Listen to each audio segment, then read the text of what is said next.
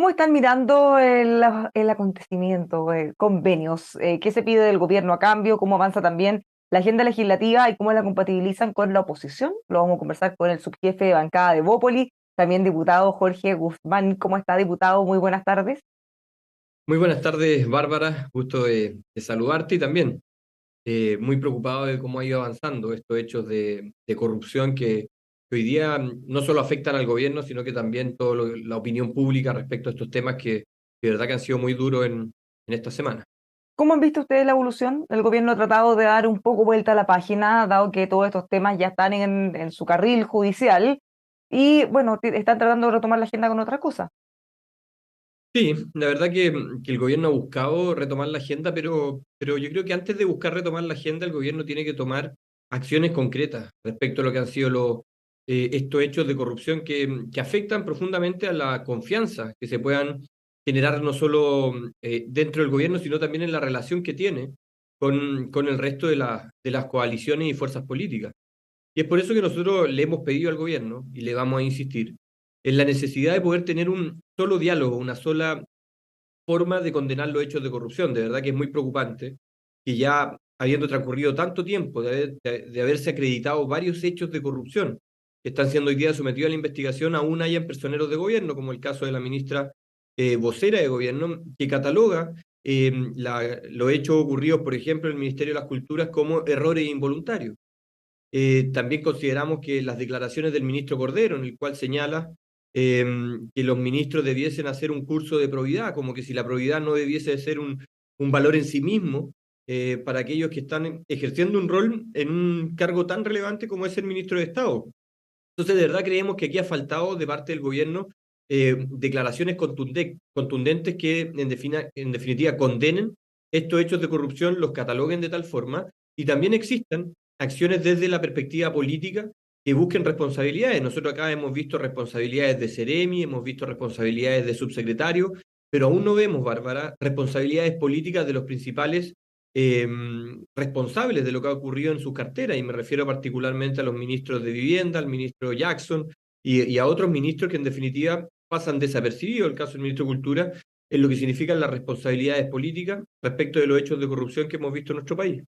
Desde el oficialismo insisten en que mientras estén las investigaciones en curso, no hay nada que apunte o que lleve ninguna hebra directamente al ministro Jackson en particular, ni a los otros ministros. Entonces no tiene ningún sentido hacer cambios ni sumarse eventualmente a una cacería bruja. A ver, Bárbara, yo creo que no puedo estar más en desacuerdo en ese tipo de declaraciones. No se trata de hacer cacerías de brujas. Se trata de tener responsables políticos respecto de acciones, situaciones que hoy día afectan profundamente las confianzas. Hoy día la ciudadanía tiene una legítima sensación de que esto va a quedar en nada. Nos lo plantean permanentemente en el territorio. Y mientras seguimos viendo que se va destapando más y más casos de corrupción, más situaciones que ya están al límite de lo burdo, respecto al uso de los recursos públicos, vemos un gobierno totalmente indiferente en tomar acciones concretas de transparentar, no se ha transparentado cómo fue el paso a paso en lo que aconteció, de tener responsabilidades políticas y tampoco una agenda clara de cómo se van a evitar o enfrentar estos hechos en el futuro. Bueno, ahora, algunos dirán, bueno, quizás no sería mejor buscar una responsabilidad política en quien puso a todas estas personas en estos cargos, que tienen hartos parámetros similares, tanto del partido, tanto el perfil, tanto en la forma de operar, está más allá de quién está a cargo de la cartera. A ver, yo creo, Bárbara, que una cosa efectivamente es que existan responsabilidades penales acreditadas y que conlleven, valga la redundancia, una responsabilidad penal a través de una sanción penal. Pero en política las cosas también funcionan de una perspectiva distinta. Aquí hay un gobierno que hoy día perdió el rumbo, hace mucho rato que lo perdió, no sé si algún día lo tuvo, pero al menos hoy día, producto de las contingencias, ha perdido claramente el rumbo o la dirección en materia de su plan de gobierno que se ha visto totalmente envuelto en hechos de corrupción graves que son cuestionados hoy día por la opinión pública y que en definitiva no ha tenido ni siquiera la capacidad de plantear y decir abiertamente a la ciudadanía, nosotros tuvimos y fuimos, llamemos víctimas, si lo podemos decir de alguna forma, aunque yo preferiría que se mantengan fuera de la categoría de víctimas, sino que más bien de victimarios de hechos de corrupción dentro del Estado. Y eso, el primer reconocimiento, implica tomar decisiones. Bueno, ¿qué significa que dentro de la gestión y la administración del presidente Boric tenga hechos de corrupción claramente hoy día establecidos. Y lo que eso conlleva es, primero, insisto, tener responsabilidades políticas, y eso significa hacer un cambio de timón. Se ha hablado mucho de la presidenta Bachelet cuando le pidió la renuncia a todos sus ministros. Yo creo que el presidente, si quiere volver a retomar algún tipo de agenda, si quiere volver a construir confianza con la oposición, si quiere avanzar en temas relevantes para Chile, lo primero que tiene que hacer es ordenar a su gabinete. Y todos aquellos que están hoy día envueltos en casos de corrupción, defendiéndose en los tribunales de justicia, tienen que dar un paso al costado. Y Pero no hay volver, nadie que esté en esa condición en este minuto.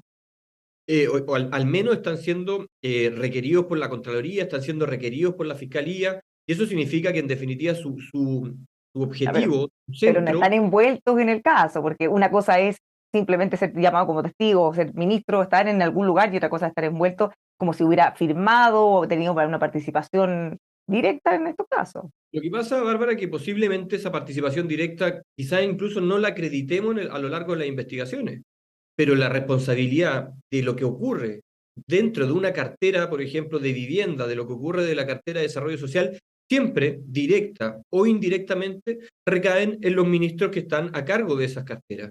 Y lo que hace un Seremi en el Maule, por ejemplo, es de directa responsabilidad del ministro de la región metropolitana, independiente que no tenga la supervigilancia o la supervisión directa inmediata de cada acción. Por tanto, aquí ha faltado, a mi juicio, de parte del gobierno, muy poca autocrítica.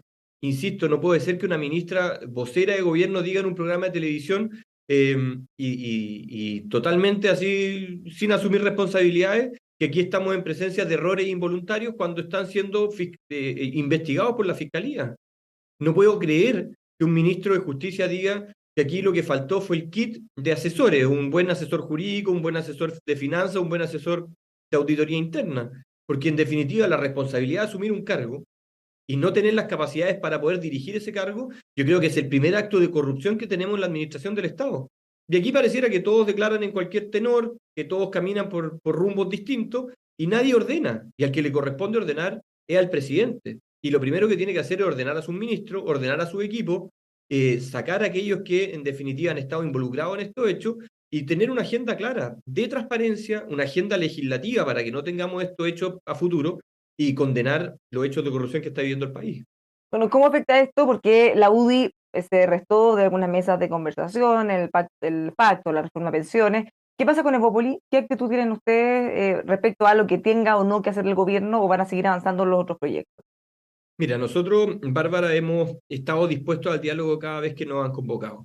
Estuvimos en mesa de seguridad, hemos estado en la mesa de pensiones, hemos estado en el pacto tributario, hemos sido nosotros quienes le hemos solicitado al gobierno no insistir en esa reforma que fue rechazada y tratar de construir un diálogo para tener un nuevo pacto tributario. Pero también la paciencia se va agotando. ¿Y cuándo se agota la paciencia? Cuando no ve uno un gobierno enérgico, claro, transparente en qué va a pasar con los hechos de corrupción. Nosotros vamos a dialogar en la medida que también veamos y tengamos confianza con el gobierno respecto a construir acuerdos. Pero esas confianzas también tienen que ir de la mano de una condena categórica respecto de los hechos de corrupción, de responsabilidades políticas, porque indirectamente esto afecta profundamente un eventual pacto tributario. Si la ciudadanía nos dice para qué quieren más plata, para llevársela a través de fundaciones, para entregarla en asignaciones directas a proyectos que no tienen relevancia, que en definitiva no tienen pertinencia, lo que está pasando con los gobiernos regionales. Entonces, de verdad que hay una percepción ciudadana del mal uso de los recursos públicos. Saquémosle la arista corrupción.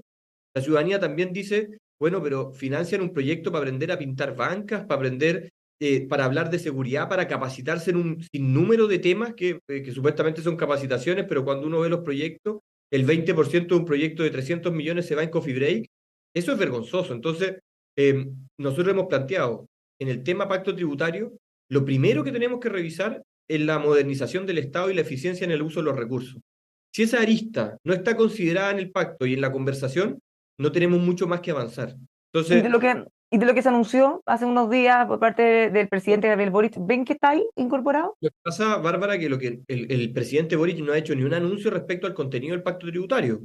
Hizo un diagnóstico que compartimos respecto a cuáles son las principales necesidades de la ciudadanía en materia de pensiones, seguridad, salud, etcétera, que sin duda que poder atender esa urgencia requieren de mayor capacidad de obtener recursos para el Estado, pero nosotros desde ya planteamos y ponemos nuestras banderas rojas.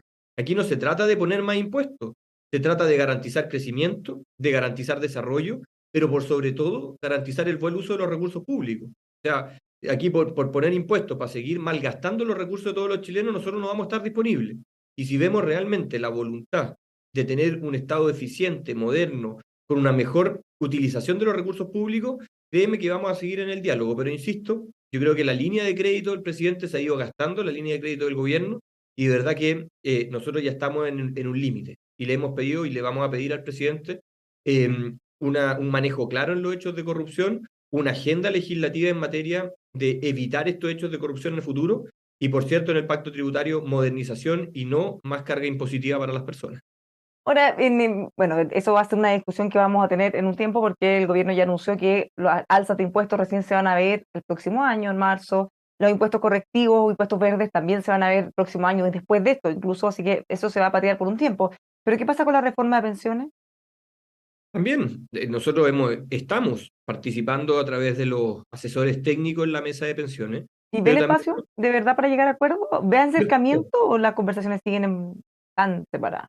lo que pasa es que yo creo, Bárbara, que en esto uno tiene que tener la capacidad de plantear derechamente dónde están las banderas rojas. Y nosotros desde Bópoli lo hemos dicho permanentemente. Acá la libertad de elección de los cotizantes es fundamental. La propiedad de sus fondos también es esencial. Y que el 6% de cotización adicional que van a tener los trabajadores sea de su propiedad. Creemos que el sistema solidario tiene que hacerse con impuestos generales. Y eso se financia a través de la pensión garantizada universal. Y son las banderas que nosotros vamos a defender. Y lo hemos hecho con total transparencia, con total claridad, y nosotros esperamos que el gobierno entienda que esas son no las necesidades de Bópoli, son las necesidades que la ciudadanía ha planteado y que la gran mayoría de las encuestas así lo ratifican. El 90% de los chilenos quiere tener propiedad de su fondo, quiere que el ahorro adicional que sea este 6% vaya a su fondo de capitalización individual. Y también quieren que mejoren las pensiones de los actuales adultos mayores y los que lo van a hacer en el futuro a través de impuestos generales. Entonces, ese es el diálogo transparente, sincero que tenemos que tener con el gobierno para construir un acuerdo. Ya, pero el gobierno no está o no ha propuesto nada tan similar a lo que usted plantea. Esto está bastante lejos. Lo que pasa es que ahí es donde uno dice cuáles son las reales voluntades de diálogo. El gobierno sí ha convocado, recordemos que le quitó la urgencia al proyecto, y ahí sí vemos una voluntad de diálogo. ¿Ya? Ahora, ¿es El voluntad proyecto, de diálogo o realismo de que no tiene votos? Que voluntad definitivamente de no se le van a diálogo aprobar. construido en base al realismo de lo que estaba pasando en la Cámara. Entonces, y ojo que el oficialismo tiene una leve mayoría dentro del Congreso si considera todas las fuerzas de centro del socialismo democrático, pero cuando ve que la voluntad de construir o de avanzar con un proyecto de ley no existe por ciertos problemas que tiene el proyecto, busca un diálogo y le quita la urgencia al proyecto. Nosotros eso lo valoramos, nos convoca una mesa técnica, y esperamos que de esa mesa técnica logremos un consenso para poder avanzar. Pero al menos creemos que hoy día sí está la posición, al menos el gobierno, de escucharnos, porque hasta hace un par de semanas atrás esa posición no estaba, se iba a votar el proyecto en urgencia y se iba a votar sí o sí, y hoy día al menos estamos avanzando, estamos construyendo, pero insisto, nosotros hemos sido claros desde el comienzo cuáles son los puntos sobre los cuales podemos construir un acuerdo en materia de pensiones. Efectivamente, ahí hay un debate que se va a seguir dando. Ahora, hay otro, a propósito, por ejemplo, del atentado que vimos en Traiguén, el gobierno no invocó la ley antiterrorista, dicen que la que tenemos no funciona, pero todavía estamos a la espera de que presenten el nuevo proyecto para poder modernizarlo, mejorarlo. ¿Qué pasa con eso? ¿Qué información tienen ustedes? Sí, bueno, en eso yo creo que, Bárbara, no en tema de seguridad hemos visto muchos anuncios y pocas cosas concretas. ¿Ya? Este gobierno va a ser uno de los gobiernos que va a tener más avances legislativos en materia de seguridad. Y no es porque el gobierno lo haya impulsado, es porque la oposición ha tenido la fuerza y ha sido categórica en avanzar en temas de seguridad. Hoy día tenemos ley Nadine Tratamal, el tema de robo de madera, etcétera, que eran proyectos de ley que estaban abandonados, que estaban durmiendo en la administración anterior, producto de una oposición que no fue constructiva en esto. Y hoy día se han visto en la obligación de avanzar y hemos sacado adelante hartos proyectos.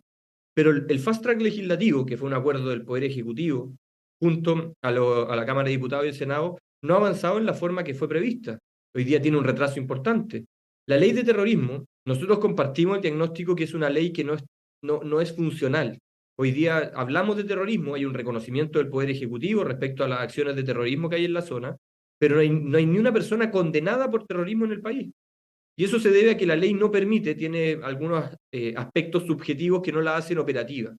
Hace pocos días vimos a la ministra Toá en conjunto con el presidente señalando, haciendo anuncios respecto a la presentación de un proyecto de ley para actualizar la ley antiterrorista. Pero ese proyecto de ley aún no lo tenemos, no lo conocemos. Entonces, como pasa en pacto tributario, hay un anuncio, como pasa en terrorismo, hay anuncio, pero no tenemos hoy día los instrumentos para poder evaluarlo, ver si vamos en la línea correcta, cómo podemos mejorarlo, y en definitiva tener leyes idóneas para sancionar los hechos de violencia grave que estamos viendo en la macrozona sur y que se está extendiendo a lo largo del país. Ahora, ¿qué hacer al respecto de ley de usurpaciones también? Por ejemplo, está más o menos relacionado al mismo tema. También Sí. hay discrepancias en el oficialismo, sobre todo. Sí, la ley de usurpaciones está con urgencia, debiésemos eventualmente votarla la próxima semana. Ya fue aprobada en la Comisión de Seguridad y efectivamente es una ley que tiene cierto articulado complejo. Eh, Creemos que lo más seguro es que pasemos a una comisión mixta, entonces eh, nosotros estamos muy atentos y muy disponibles a avanzar en seguridad. Sigue siendo el tema prioritario de los chilenos y eso significa tener la capacidad de que los proyectos avancen, que se concreten y que en la práctica esa concreción de los proyectos en ley también tengan cierta relevancia en el vivir de las personas, que no sigamos viviendo hoy día una sensación de inseguridad permanente. ¿Qué otros temas a ustedes les importan como Populi? ¿Qué cosas están mirando con más atención? O sea, nosotros, educación, Bárbara, para nosotros es esencial.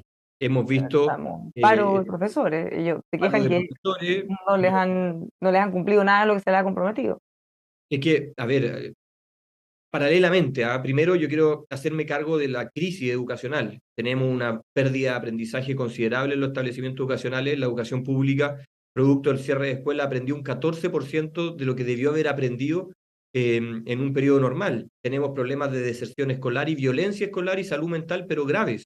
Y vemos paralelamente un gobierno que es preso de sus propias palabras y quienes prometieron pagar la deuda histórica de los profesores no fueron los candidatos que presentó Chile Vamos, fue el candidato Boric, cuando ofrecía cosas para poder obtener votos y la realidad hoy día lo tiene sin la capacidad de cumplir. Entonces los profesores legítimamente le exigen, pero ¿a qué costo? A seguir profundizando una crisis compleja en materia de educación.